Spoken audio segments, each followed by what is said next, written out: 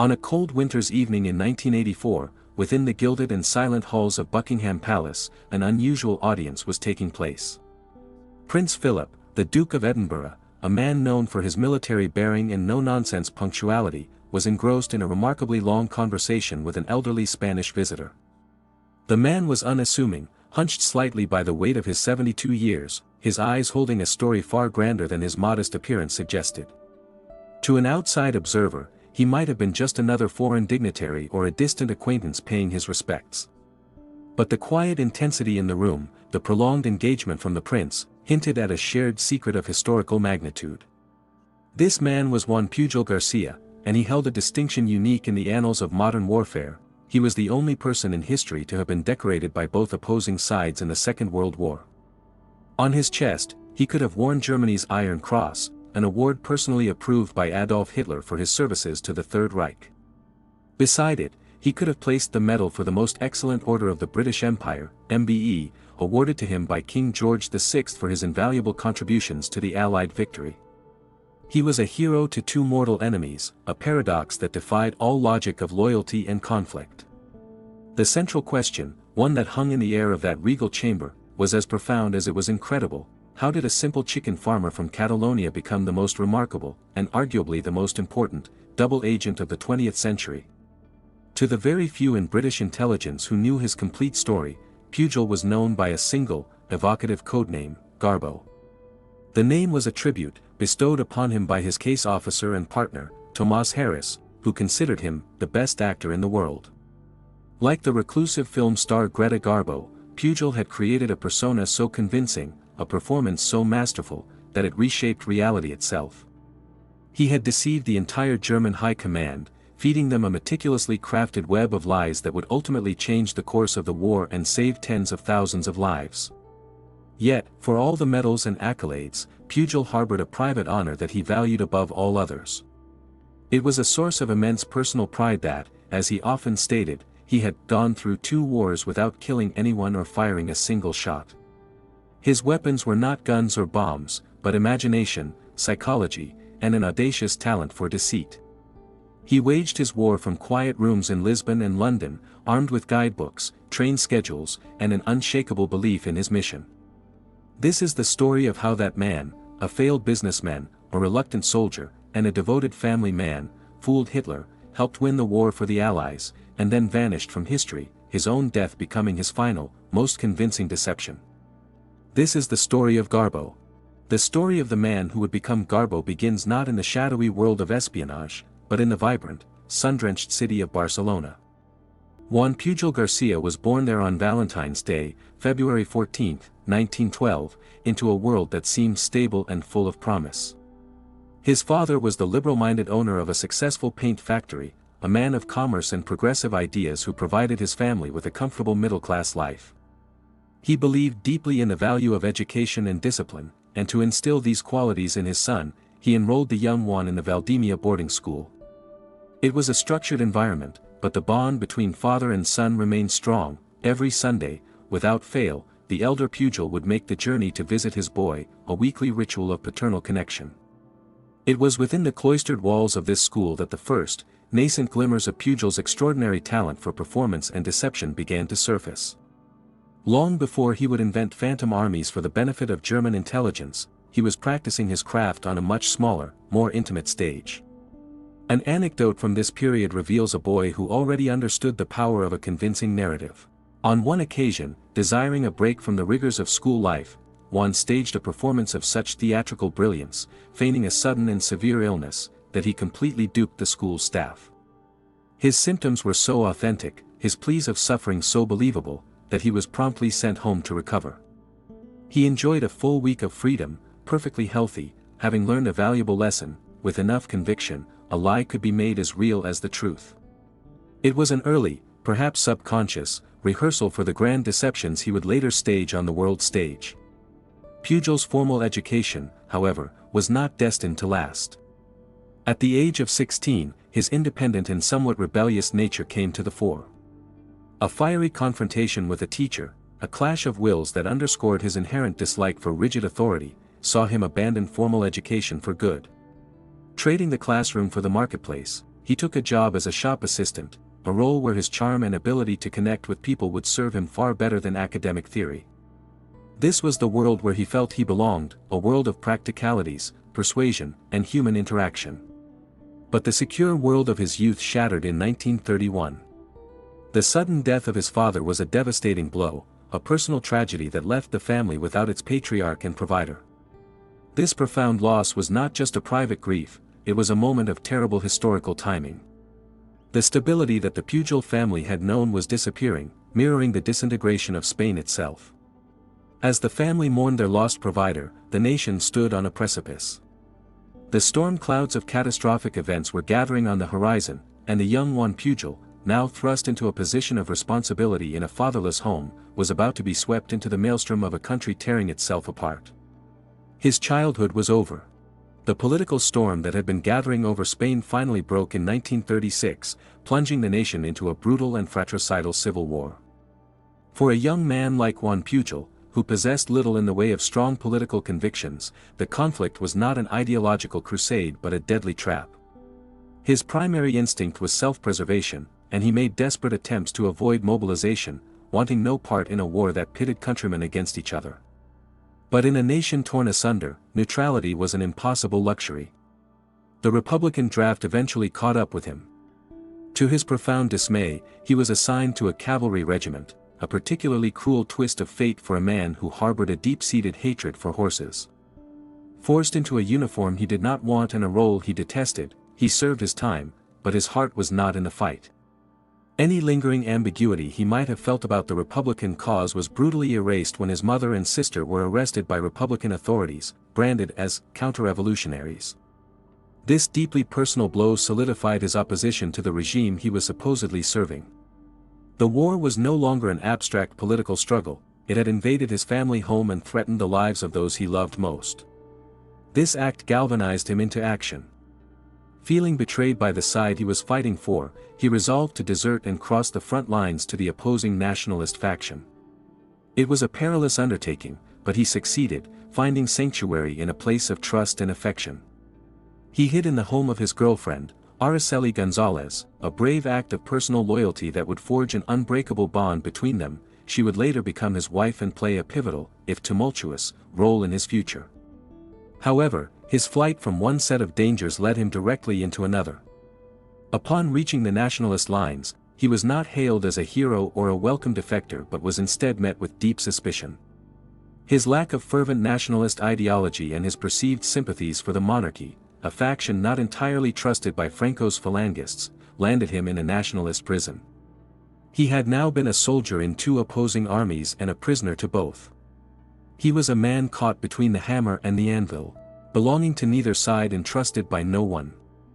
Throughout this entire chaotic ordeal, Pujol held fast to a defining personal code.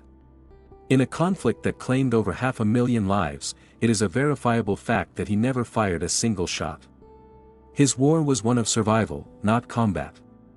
The Spanish Civil War became his crucible, a brutal but essential education in the art of deception. It was here, long before the Second World War was even declared, that his experience in the double game truly began. He learned to wear different masks, to profess allegiances he did not feel, and to navigate treacherous ideological waters purely to stay alive. It was a masterclass in survival that forged the unwilling soldier into a budding actor, preparing him for the greatest performance of his life. With the Civil War over, a fragile and impoverished peace settled over Spain. In the capital, Madrid, a city scarred by conflict, Juan Pujol found himself in a new and unglamorous role, managing a semi-derelict hotel that was a shadow of its former self. It was a position that required resourcefulness and a keen eye for opportunity, skills he was rapidly honing. It was in this unlikely setting that he had a chance encounter that would prove to be the first significant test of his talents for manipulation and his first major success in the art of the con. His path crossed with that of a Spanish duke, a man of noble lineage struggling to maintain a semblance of his aristocratic lifestyle amidst the austerity of post-war life. During one of their conversations, the duke confided in Pujol, voicing a peculiar and pressing frustration. His elderly aunts, who were princesses of the blood, had a desperate, unquenchable craving for Scotch whiskey. In a country where bread was scarce, imported luxury liquor was a near impossibility, a commodity more precious than gold. The Duke was at his wit's end, unable to satisfy the demands of his royal relatives. As the Duke lamented this seemingly trivial problem, a spark ignited in Pujol's mind. A lesser man might have offered simple sympathy, but Pujol saw something else entirely. As the provided sketch of the moment vividly puts it, Pujol's eyes lit up. He instantly recognized the situation for what it was, a perfect opportunity. This was his first great lesson in a field that would come to define his life, the profound realization of how human weaknesses, even the most frivolous ones, could be leveraged and transformed into strategic advantages. Pujol made the Duke a simple, audacious proposal. He, the resourceful hotel manager, would undertake the dangerous task of acquiring the contraband alcohol. In exchange for this invaluable service, the Duke, with his high-level connections, would procure something equally valuable for Pujol, a fraudulent passport. It was a document that represented freedom, mobility, and the chance to forge a new identity, a ticket out of the stagnant reality of Franco's Spain. The deal was struck. In an adventure that could have been lifted from a picaresque novel, Pujol and the Duke's chauffeur embarked on a clandestine journey across the border into Portugal. Their mission was not to steal state secrets or transport weapons, but to smuggle back 6 bottles of whiskey. They succeeded, returning with the precious amber liquid that would delight the thirsty princesses. True to his word, the Duke delivered the passport. This episode was more than just a clever barter, it was Pujol's first true swindle, a masterclass in miniature. He had identified a need, exploited a desire, and managed the risk to achieve a specific, game-changing objective. He now possessed not only a false identity but also the unshakable confidence that came from knowing he could bend the world to his will, one clever manipulation at a time. With Europe now engulfed in a war far greater than the one he had just survived, Juan Pujol felt a profound and urgent calling. His experiences in the Spanish Civil War had instilled in him a pure, burning hatred for the totalitarian ideologies that were tearing the continent apart. He was not content to remain a passive observer managing a hotel while the world burned. He decided to act, to offer his unique skills to the one power he believed could effectively stand against the tide of Nazism, Great Britain. Armed with nothing more than conviction and a passport of dubious legality, he walked into the British Embassy in Madrid. This was not a pre-arranged meeting with a shadowy contact in a clandestine world, it was the bold, almost naive act of a walk-in volunteer. He had no introduction, no credentials, and no plan beyond a raw, audacious declaration.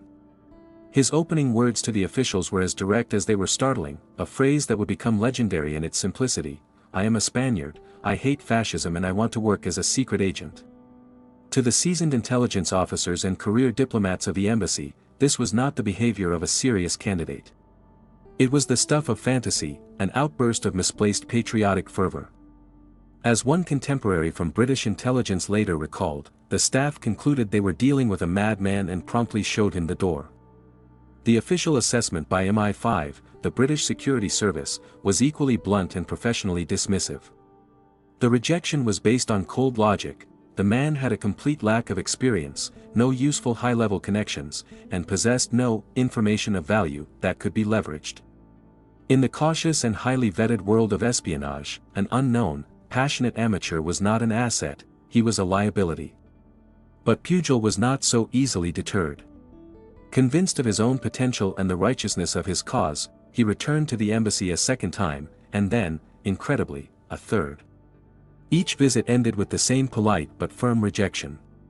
His personal crusade to join the war against Hitler had become a frustrating series of closed doors. In his desperation to find an entry point into the great game, he even broadened his attempts, approaching the Americans and the Italians, hoping to find any crack in the wall of the global conflict. Everywhere, the answer was universally the same, a resounding no. He was a man with a singular, brilliant idea, trapped in a frustrating paradox. The very people he was desperate to help refused to listen, viewing him as an unstable eccentric rather than the uniquely motivated asset he knew he could be. Thrice rejected by his chosen allies, and ignored by all others, Pujol found the conventional path to fighting fascism completely blocked. His direct approach had failed spectacularly. It was becoming devastatingly clear that if he wanted to enter the war, he would not be able to do it through the front door. Rejection can be a powerful catalyst. For Juan Pujol, the repeated dismissals from the Allied embassies were not the end of his ambition, but the spark for his most brilliant and audacious gambit. If the front door to the war was barred, he would simply have to find another way in. He conceived of a plan so counterintuitive, so daring in its logic, that no professional intelligence service could have ever formally proposed it. He decided to enter through the back door. If the British would not accept him as an ally, he would force them to take notice of him by first becoming an enemy. His new mission was to get himself recruited by the very people he despised, the Nazis. This required a complete and masterful transformation. The man who had walked into the British embassy declaring his hatred for fascism now had to bury that identity and construct a new one from scratch. He began to meticulously craft the persona of a fanatically devoted Spanish government official, a man who saw the Third Reich not as a threat, but as the glorious future of Europe. This was not mere acting, it was a deep and calculated psychological operation. Pujol understood, perhaps better than the professional intelligence officers who had turned him away, that the key to manipulation lay in understanding human nature. He knew that the German recruiters in Madrid would not be looking for nuance or complexity, they would be looking for ideological fervor, for a reflection of their own worldview. And that is precisely what he gave them. According to one persistent rumor, which speaks to the depth of his preparation, Pujol immersed himself entirely in the ideology he planned to mimic. He reportedly undertook a dedicated study of Nazism, poring over the pages of Mein Kampf and memorizing the fiery, hypnotic speeches of Adolf Hitler. He learned the vocabulary, the gestures, and the unshakable certainty of a true believer. He transformed himself into the perfect candidate, a well-placed Spaniard, fluent in the rhetoric of the New Order, and burning with a desire to serve the German cause. When he finally approached the agents of the WWII, the German military intelligence service, he was not the desperate, unstable eccentric the British had seen. He was a confident, ideologically sound asset who was offering them exactly what they wanted to find. His performance was flawless. He played on their assumptions, their desire for influence in neutral Spain, and their professional vanity. He was a master manipulator, exploiting the cognitive biases of his targets with an intuitive genius that formal training could never provide. The Germans were completely captivated. They saw in him not an infiltrator, but a valuable and enthusiastic recruit. The WWII eagerly signed him up, bestowing upon him the Germanic and heroic-sounding codename Alaric. Juan Pujol, the man who hated fascism more than anything, was now officially a spy for Nazi Germany. He had successfully crossed the threshold into the secret war, not as a friend to the Allies, but as a sworn agent of the Reich. His great, long-running deception had officially begun. Having successfully convinced the WWII of his Nazi fervor, Alaric was given his first major assignment, to travel to London, establish himself, and begin building a network of spies to report on Allied military movements. However, Juan Pujol had no intention of actually going to Britain.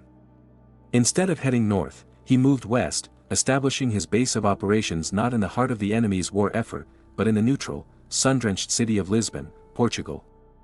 From here, he would single-handedly construct a Britain of the mind, a fictionalized landscape from which he would feed the German war machine a steady diet of pure invention. His primary battlefield was not the docks of Liverpool or the airfields of Kent, but the quiet, cavernous halls of the Lisbon Public Library. A vivid picture emerges of a man possessed by his mission, Pujol, surrounded by reference books, guidebooks, and periodicals, hunched over a table, diligently scribbling his dispatches. His intelligence reports, which were meant to be the observations of a man on the ground in England, were in reality a masterful collage of publicly available information.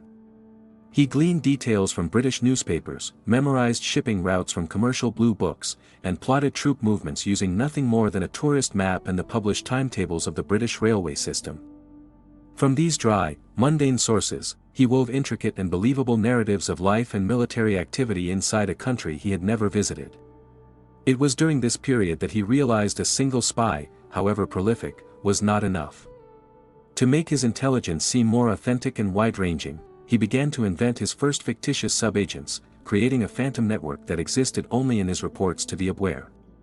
He was no longer just Alaric, he was the spymaster of a growing, albeit entirely imaginary, espionage ring. This long-distance deception, however, presented a critical logistical problem. How could he be sending letters from within Britain if they all bore Portuguese postmarks? A single suspicious postal inspector in Madrid could unravel his entire operation. His solution to this challenge was a stroke of anecdotal genius. He invented one of his most colorful and useful phantom agents, a loyal KLM flight attendant. As he explained to his German handlers, this dedicated stewardess, driven by her own pro-Nazi convictions, was acting as his personal courier. For the sake of operational security, she would collect his secret correspondence in London and fly it to neutral Lisbon, from where it would be safely posted to Spain. The Germans never questioned this elaborate explanation. They accepted the story of the fictional Dutch stewardess completely, marveling at their agent's resourcefulness and commitment to security, never once suspecting that Alaric had not even set foot on English soil. From his desk in the Lisbon library, Juan Pujol was doing more than simply creating a believable fiction, he was testing the very limits of his influence.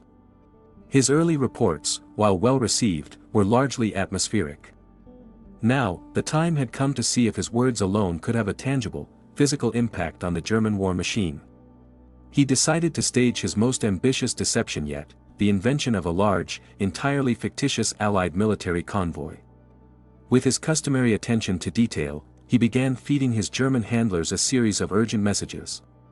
He wrote of significant troop and supply movements, of ships gathering in British ports, and of whispers of a major impending operation.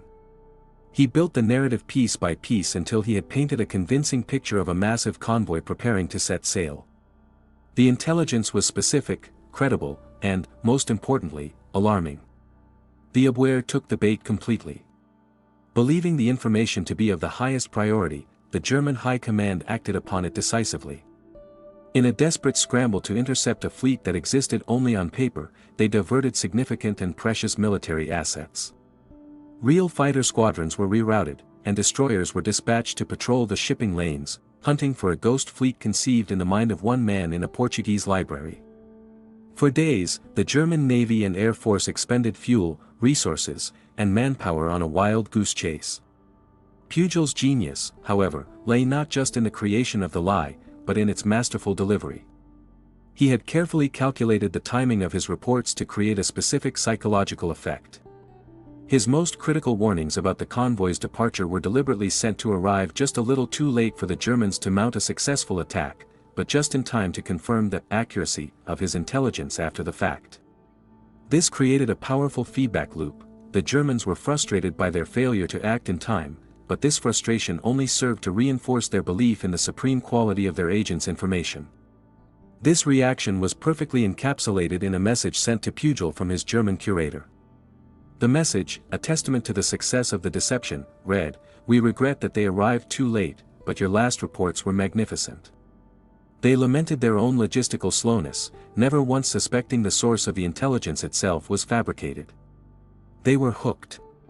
But the Germans were not the only ones paying attention. British intelligence, through its code-breaking operations at Bletchley Park, was intercepting and reading the communications between Alaric and his handlers. They watched in astonishment as they saw the German military reacting in real time to information that they knew to be false.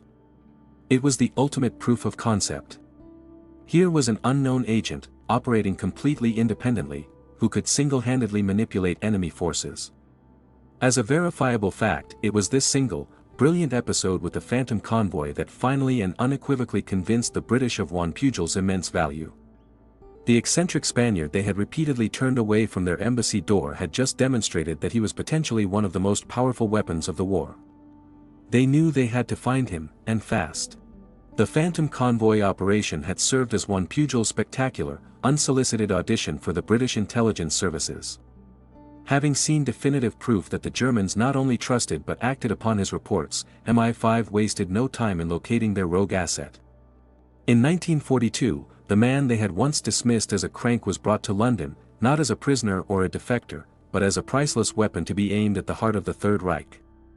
This move marked his official transition from a lone wolf operating on instinct to the centerpiece of a sophisticated counterintelligence strategy. Once in London, the German agent Alaric was officially reborn. The British gave him a new, more fitting codename, Garbo. The name was a stroke of genius, bestowed upon him by his new case officer, Thomas Harris, who, after witnessing Pujol's innate talent for performance and deception, declared him to be the best actor in the world, a nod to the enigmatic film star Greta Garbo. This was more than a mere moniker, it was a recognition of the artistry that underpinned his espionage. The meeting between Pujol and Harris was the beginning of what has been described as one of the greatest partnerships in the history of espionage. Harris, a fluent Spanish-speaking artist and intelligence officer, was not just a handler, he was a creative collaborator who understood the imaginative scope of Pujol's project and possessed the institutional knowledge to make it devastatingly effective. Together, they would build upon the foundations Pujol had laid in Lisbon, transforming his one-man band into a symphony of deception. To the outside world, Garbo needed a plausible reason for being in wartime London. His cover story was mundane to the point of perfection. He was a Spanish importer of fruits, ostensibly conducting business at the bustling Covent Garden market. This prosaic identity allowed him to move about without suspicion, a simple merchant who was, in reality, orchestrating one of the war's most complex intelligence operations.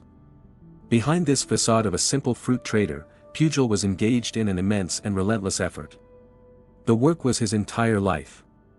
According to records, he worked an astonishing 6 to 8 hours a day, 7 days a week, meticulously composing the secret letters and radio messages that would be fed to his German handlers.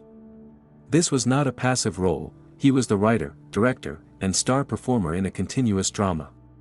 Crucially, the British understood that the brilliance of his Lisbon operation was also its greatest weakness. His complete ignorance of the UK had led to several small but potentially fatal errors.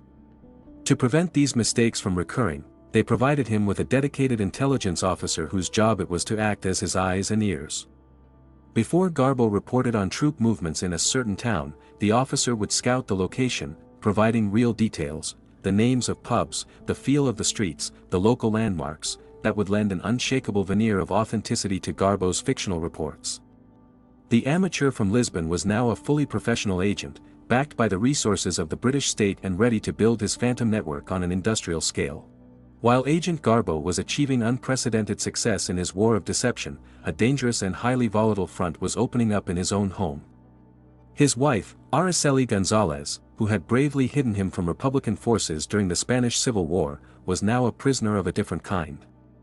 Trapped in a London she did not know, suffering from profound loneliness, and unable to speak a word of English, her life had become an isolated nightmare. While her husband was consumed by his top-secret work, spending endless hours spinning his web of lies, she was left alone with their children in a state of perpetual anxiety and homesickness.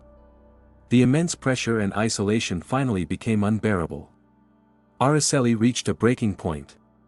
She was not privy to the strategic importance of her husband's work, only to its all-consuming nature and the secrecy that walled her off from the world. In a moment of sheer desperation, she delivered an ultimatum that threatened to bring the entire, elaborate deception crashing down. She confronted her husband and his handlers with a desperate and terrifying threat, captured in her own words: "I do not want to live with my husband a minute longer. Even if they kill me, I am going to the Spanish embassy." This was not an idle threat, it was a potential catastrophe. The Spanish embassy was notoriously sympathetic to the Axis powers and crawling with German intelligence contacts. If Araceli followed through, she would not only expose Garbo, leading to his certain capture and death, but she would also compromise the entire double-cross system, the network of turned agents that was one of Britain's most vital wartime secrets. The stakes could not have been higher. Tomás Harris and MI5 realized they were facing a crisis that could not be solved with logic or appeals to patriotism. Araceli's problem was emotional, and the solution had to be as well. They decided that the only way to manage the crisis was to stage a performance as elaborate and convincing as any of Garbo's own deceptions. It was a dramatic and ethically fraught decision. They would have to deceive the wife of their most important agent. The plan was set in motion with theatrical gravity.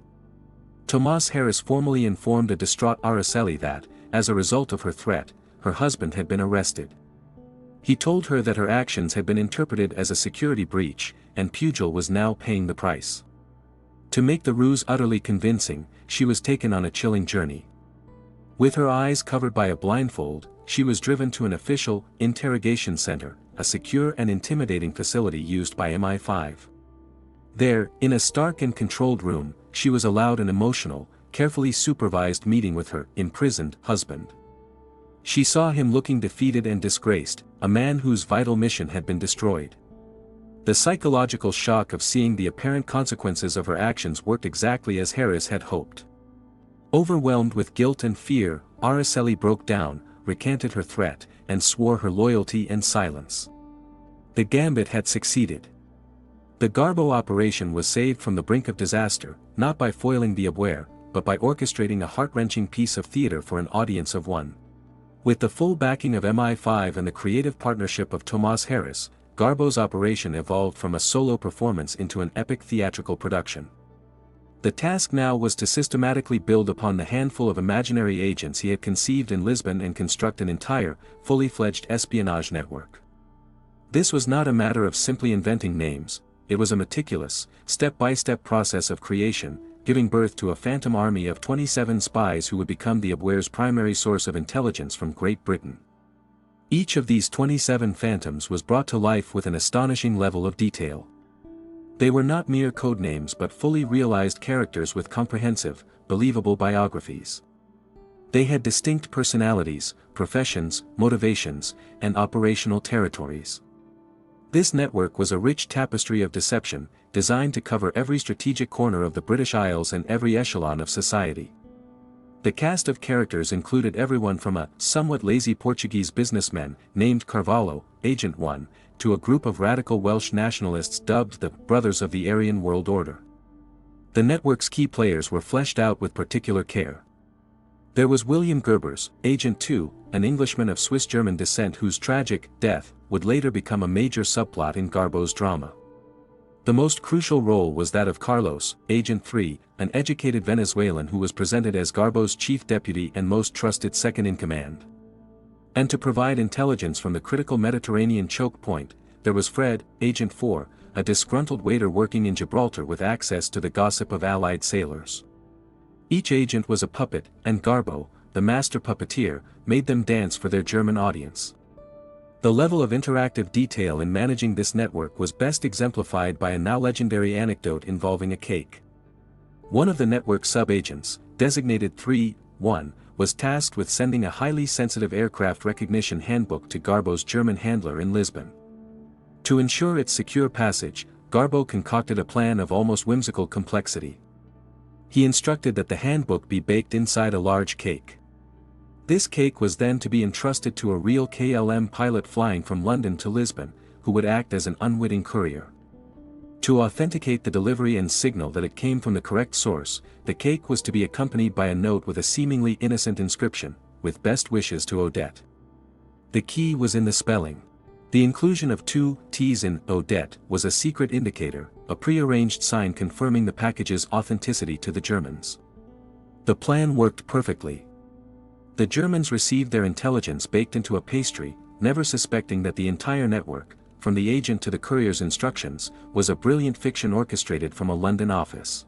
By late 1942, Agent Garbo and his Phantom Network were perfectly positioned to move beyond atmospheric reporting and participate in a major strategic deception. His first true baptism of fire came in November with Operation Torch, the massive Allied invasion of French North Africa. This was the first major test of the Garbo-Harris partnership's ability to directly influence German military planning around a live, large-scale amphibious assault. The objective was not to feed the Germans entirely false information, which might arouse suspicion, but to employ a far more subtle and psychologically effective tactic. The strategy revolved around a calculated use of timing. Garbo's role was to provide the Germans with accurate, high-value intelligence about the impending invasion, but to do so in a way that ensured it was operationally useless. The plan was to confirm his credibility by sending correct information while simultaneously neutralizing its threat by controlling its arrival. It was a high-wire act that required perfect execution. As the real Allied invasion fleet prepared to sail, Garbo sent a series of urgent messages to his German handlers. He reported on the massing of ships and troops, correctly identifying the signs of a major amphibious operation in the making. His reports were filled with precise, verifiable details that would later prove to be entirely accurate. He was, in effect, telling the Germans the truth.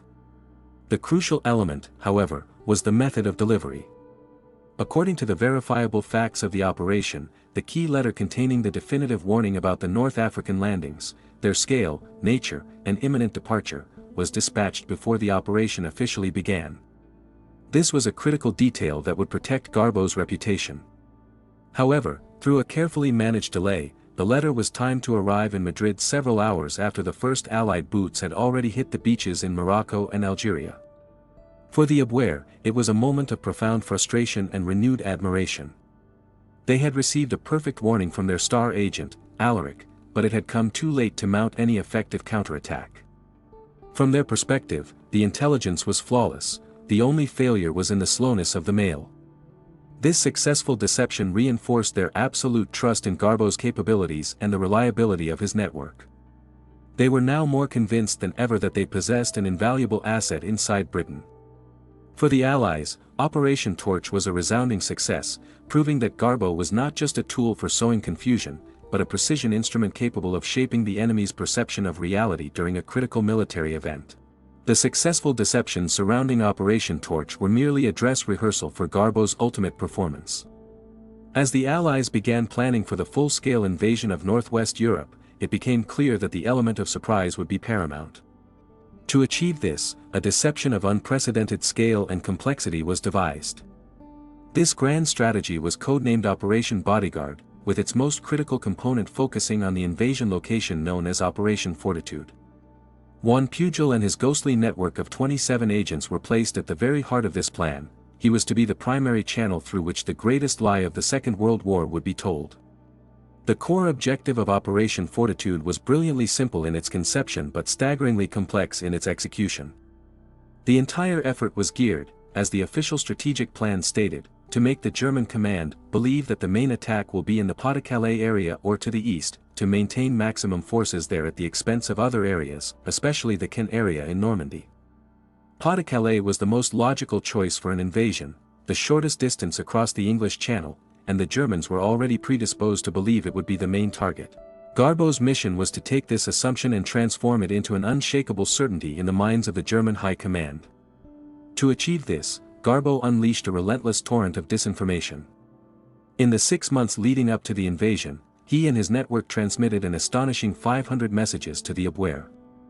This carefully orchestrated symphony of lies painted a vivid and utterly convincing picture of a massive buildup of forces in the southeast of England, opposite Calais.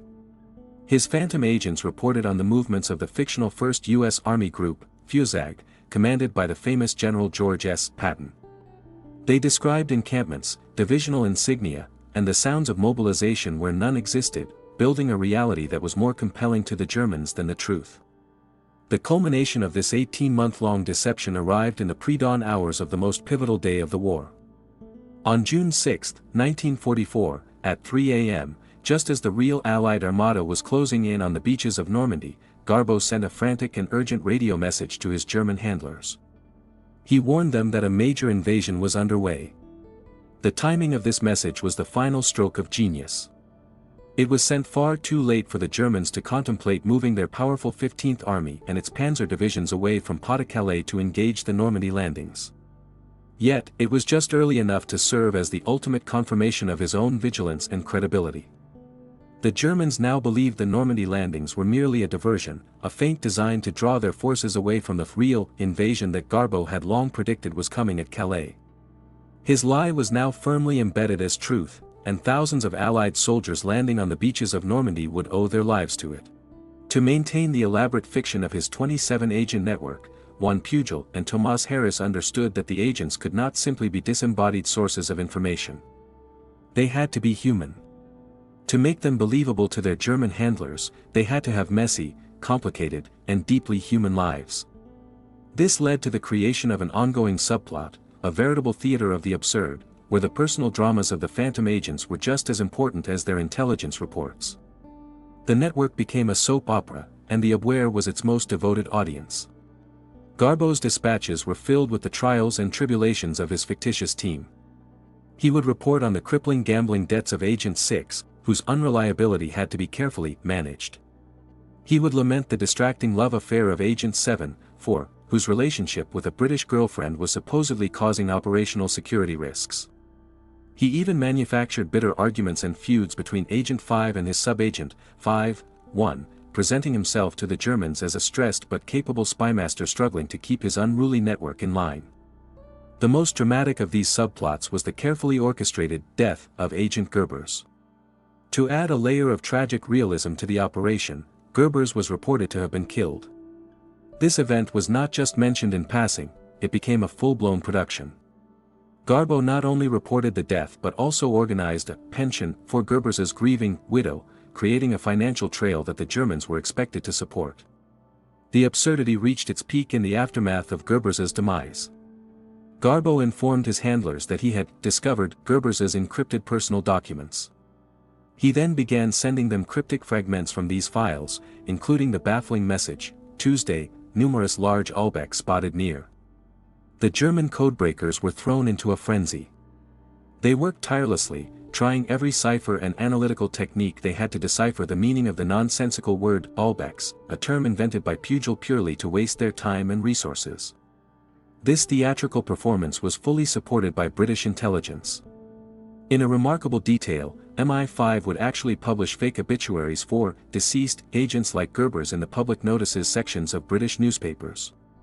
These notices would often end with the polite, quintessentially British request to "please do not send flowers," adding a final, convincing touch of authenticity.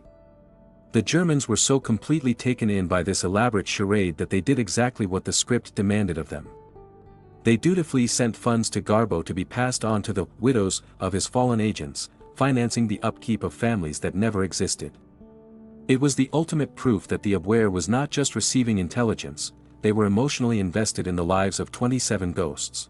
The success of the Garbo operation was not merely a triumph of logistics and invention, it was, at its core, a masterclass in psychological warfare, a duel of wits played out between Pujol and his German handlers, most notably his primary contact in Madrid, the German resident intelligence officer, Kulenthal. The relationship was not just one of an agent and a case officer, it was that of a master manipulator and his unwitting, yet utterly devoted, audience. A deep psychological analysis reveals how Pujol, a man with no formal intelligence training, was able to so completely control the perceptions of seasoned, professional spies. Pujol's genius lay in his intuitive understanding of his target's mindset. He knew that the WWII officers were not just looking for data, they were looking for validation. He gave them an agent who perfectly matched their idealized image of a valuable asset. He was resourceful, ideologically committed, so they thought, and immensely productive.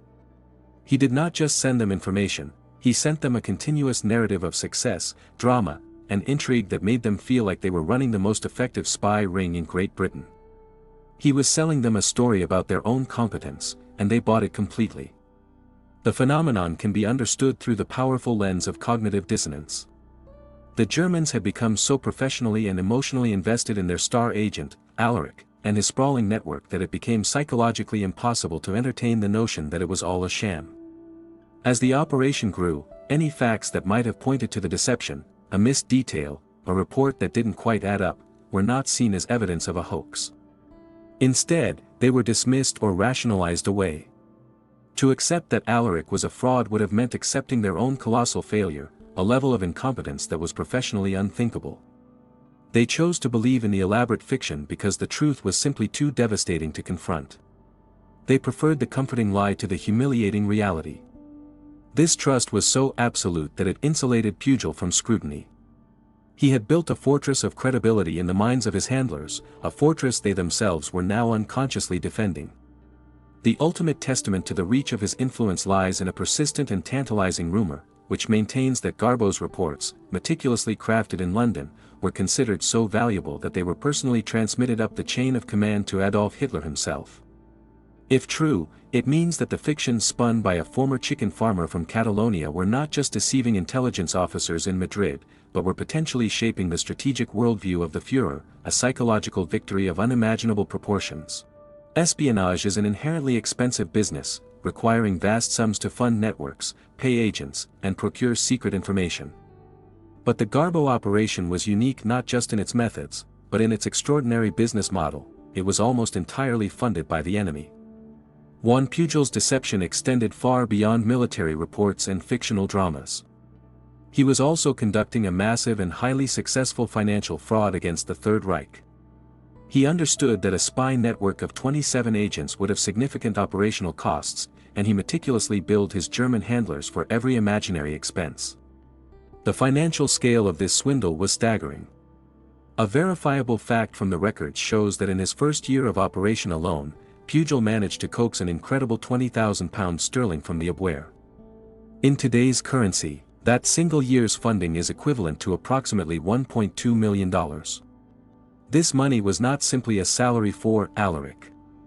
It was a comprehensive budget intended to cover the salaries, travel expenses, equipment, and bribery funds for his entire ghost network. When Agent Gerbers died, the Germans sent money for his widow's pension. When another agent needed to travel to Liverpool to observe the docks, the Abwehr paid for the train ticket. They were financing every move made by a cast of phantoms, pouring good money after bad intelligence. The influx of German cash was so significant that it led to one of the most remarkable statements of the Secret War. Garbo almost single-handedly financed the entire British double-cross operation. This was not an exaggeration. The money extracted from the German treasury was effectively funneled into the British war effort, paying for the very counterintelligence operation designed to deceive them. In a perfect loop of circular logic, the Abwehr was paying for its own destruction. Pujol had turned the German intelligence budget into a slush fund for MI5. This financial dimension adds another layer to Pujol's genius. He was not just a spy master, he was a master con artist on an industrial scale. He had built a self-sustaining ecosystem of deception where the victim paid for every aspect of their own downfall. It proved that in the right hands, the enemy's own wallet could be turned into one of the sharpest weapons of the war. Through his meticulous and entirely fraudulent expense reports, Garbo made the Germans willing investors in their own defeat. As the Allied armies pushed their way through France in the summer of 1944, the full, devastating success of the D-Day deception was becoming undeniable. For the architects of the lie, it was a moment of triumph. For Juan Pujol, it would lead to the most surreal and historically unprecedented moment of his entire career. He was about to be officially decorated as a hero by both sides of the war.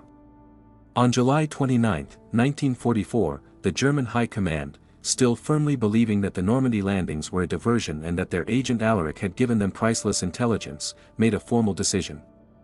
They awarded their star operative the Iron Cross, one of Germany's highest military honors, for his extraordinary services to the Third Reich. The recommendation had gone up the highest chains of command, a reward for the man they believed had kept them one step ahead of the Allies, even when his warnings tragically arrived too late. It was the ultimate testament to the power of his deception. He was being given a medal for bravery and loyalty by the very people he was so masterfully betraying. Just a few months later, on the other side of the Channel, his true masters were preparing their own, more legitimate, commendation. On November 25, 1944, Juan Pujol was made a member of the Most Excellent Order of the British Empire (MBE), for his invaluable contributions to the Allied victory. He now possessed the highest honors from two nations locked in a war of total annihilation, a distinction unique in the annals of modern warfare. This created a profound and fascinating psychological portrait of a man who had become a hero to his enemies. His value to the Germans was not in spite of his betrayal, but because of the supreme quality and perceived sincerity of that betrayal. They celebrated the very lies that were leading them to their doom. Pujol had transcended the simple role of a spy, he had become a mirror, reflecting back to each side the qualities they most admired, loyalty and effectiveness to the Germans, and cunning and courage to the British. For Pujol himself, this unique status was not just a historical curiosity, it was a source of deep personal pride that was intrinsically linked to his core identity and his approach to the war. He would later reflect on this singular achievement with immense satisfaction, stating that he was the only person awarded medals by both warring parties. For him, this distinction was something he cherished no less than his proudest and most defining boast, the fact that he had managed to navigate two brutal wars without killing a single person. The two medals, one from friend and one from foe, were the ultimate symbols of a victory won not with bullets, but with brains. The end of the war in 1945 brought celebration and relief to millions across Europe, but for Juan Pujol, victory was shadowed by a profound and legitimate fear. He was not just another soldier who could lay down his arms and return to a normal life. He was Garbo, the man who had single-handedly orchestrated the humiliation of the Abwehr and, by extension, the entire Nazi intelligence apparatus. He knew that even with the Third Reich defeated, its ideology was not entirely extinguished. He was plagued by the terrifying and entirely rational fear of revenge from surviving, fanatical Nazis who would undoubtedly seek to eliminate the agent who had made a fool of their Führer. He was a marked man. His continued existence posed a threat not only to himself but also to his family. The quiet life he craved was impossible as long as Juan Pujol, the decorated double agent, was known to be alive. Once again, he turned to his partners in British intelligence for help with one final, masterful deception. MI5, recognizing the debt they owed their greatest agent and the very real danger he was in, agreed to help him disappear from the face of the earth. The final act of the Garbo operation would be to fake his own death. The plan was meticulously crafted. With the assistance of his British handlers, Pujol and his family orchestrated a secret escape to Angola, a location remote and obscure enough to serve as the perfect setting for his staged demise. For a few years, he laid low, allowing time to pass and for his trail to go cold. Then, in 1949, the final piece of the puzzle was put into place. In the official colonial records of Angola, a formal entry was made documenting the death of a Spanish citizen named Juan Pujol. The cause of death was listed as a bout of malaria, a common and tragically believable fate for a European in tropical Africa. To the world, and more importantly, to any surviving Nazis who might be looking for him, Garbo was dead, taken by a tropical fever. The artistic sketch of this moment is one of profound finality and transition. In 1949, as the ink dried on the official record of his death in Angola, the man himself was already in motion. The documents might declare him dead from a tropical fever, but in reality, he was alive and well, sailing across the Atlantic towards a new continent and a new life. He was heading for Venezuela, traveling under a new name, carrying a new identity, and leaving the legendary ghost of Garbo buried in an unmarked, non-existent African grave. The great actor was making his final exit from the world stage. The man who stepped off the boat in Venezuela was not Juan Pujol, the decorated war hero and master spy. That man, according to the official records, lay buried in an Angolan grave, a victim of malaria. In his place was an anonymous immigrant, a man with a new name and no past, seeking nothing more than the quiet obscurity he had been denied his entire adult life. He settled in the capital, Caracas, a city bustling with enough life to allow a man to disappear in plain sight. Here, the world's greatest actor took on his longest and most challenging role, that of an ordinary man. The grand theater of international espionage was replaced by the humble reality of small commerce. Pujol became the owner of a small souvenir shop and bookstore, a quiet corner of the world where he could live out his days unnoticed. The irony was profound. The man who had authored one of the most elaborate fictions in history now made his living selling stories written by others. His days were no longer filled with crafting coded messages and manipulating enemy intelligence, but with the simple, mundane rhythms of ordering stock, dealing with customers, and balancing the books. In Venezuela, he built an entirely new life, a second family that knew nothing of Garbo or the war. He married a woman named Carmen Cilia, and together they had two sons, Carlos Miguel and Juan Carlos. To them, he was simply a father and a husband, a quiet shopkeeper who had come from Spain. His past was a locked room, the key thrown away. He had successfully compartmentalized his own existence, building a new, genuine life on the foundation of his faked death. And the deception held. For an astonishing 35 years, the world was convinced that Juan Pujol was dead.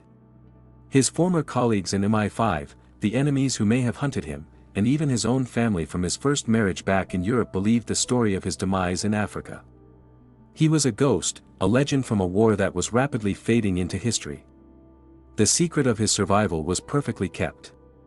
This long, quiet period was perhaps his most successful act of all. It required a different kind of courage, not the audacity of a wartime spy, but the sustained, daily discipline of being a nobody. He had managed to achieve the one thing that should have been impossible for a man with his past, a normal life.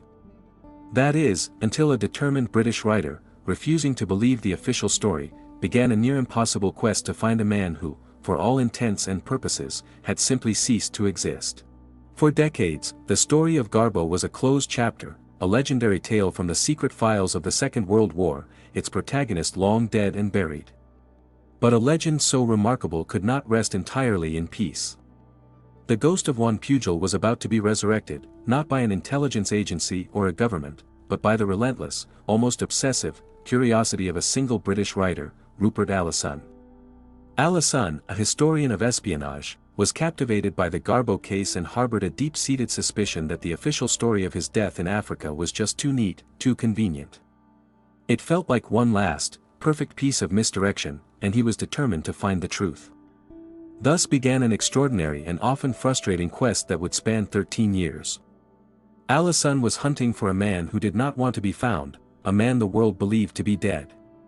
He had no leads, no high-level contacts willing to talk, and no clear path forward.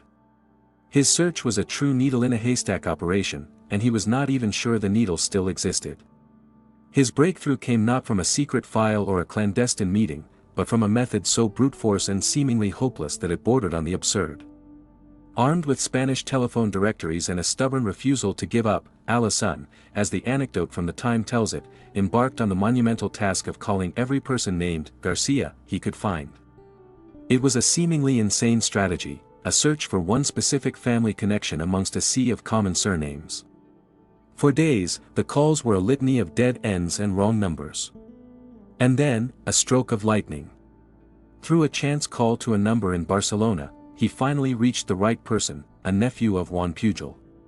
When Allison posed the question that had driven him for over a decade, the reply was a bombshell that blew the official history to pieces. The man on the other end of the line revealed the sensational, electrifying truth: Juan Pujol was not dead. He was alive and well. As the nephew simply stated, he lives in Venezuela. The discovery sent shockwaves through the quiet world of retired intelligence officers. The legend was real. The ghost was alive. After this stunning revelation, a meeting was arranged, a reunion between the past and the present. On May 20, 1984, in the neutral and anonymous setting of a New Orleans hotel, Rupert Allison finally came face to face with his quarry. The quiet, elderly Venezuelan bookstore owner met the British writer who had refused to let him rest in his fictional grave. After 35 years of silence and obscurity, Agent Garbo was finally ready to step back into the light and tell his story. The resurrection of the legend was complete. The rediscovery of Juan Pujol was more than a historical footnote, it was the resurrection of a national hero, and Great Britain was ready to finally welcome him back from the shadows. After emerging from his 35-year exile in obscurity, the man known as Garbo was brought back to London in 1984, the very city from which he had masterminded the war's greatest deception. It was a journey back in time, a triumphant return to the scene of his greatest performance. The highlight of this return was an event of immense symbolic significance. Pujol was granted a private audience at Buckingham Palace with Prince Philip, the Duke of Edinburgh. This was the same meeting hinted at in the story's prologue, the elderly, unassuming Spaniard in a long and quiet conversation with the Queen's consort. It was the ultimate, official recognition of his service, a moment where the British state, at its highest level, paid its respects to the foreign agent who had done so much to secure its survival. But his return was not limited to royal formalities. He also had a far more personal and poignant reunion. Pujol was taken to the Special Forces Club, a private and hallowed sanctuary in London where the veterans of the secret wars would gather. There, surrounded by the ghosts of espionage, he was reunited with his former colleagues, the few surviving men and women from MI5 who had been in on the secret of Garbo. For the first time in 4 decades, the actor could meet his old production team, the people who had helped him build his phantom army and stage his deceptions. It was a deeply emotional moment, a reunion of the people who had shared a secret that had changed the world. The most profound moment of his return, however, took place not in a palace or a private club, but on the windswept coastline of France. The year 1984 marked the 40th anniversary of the D-Day landings, and Pujol undertook a pilgrimage to the beaches of Normandy. It was a journey to the very place where his lies had had their most tangible and life-altering impact. The final, defining image of this triumphant return comes from that journey. On June 6, 1984, exactly 40 years after the invasion, a quiet, gray-haired old man stood on the sands of Omaha Beach. He looked out at the peaceful waves, a silent witness on the shore that had once been a scene of unimaginable carnage. He stood there, lost in thought, the architect of a grand deception reflecting on its very real consequences. This was the place where his phantom army aimed at Calais had made all the difference, the place where his intricate web of lies, spun in a small London office, had manifested as thousands of lives saved. It was the ultimate validation of a war won without firing a single shot. After his brief, triumphant return to the world stage, Juan Pujol retreated once more into the quiet life he had built for himself. The blaze of publicity faded, and the great actor resumed his final and longest-running role, that of an ordinary man. For years after standing on the beaches of Normandy and receiving the gratitude of a nation, his extraordinary life came to a peaceful end. On October 10, 1988, in the city of Caracas that had been his home for nearly 4 decades, Juan Pujol García died of a heart attack. He was 76 years old. His final resting place was not in the grand pantheons of London or Madrid, the cities that had defined his public life, but in a small, tranquil town by the Caribbean Sea.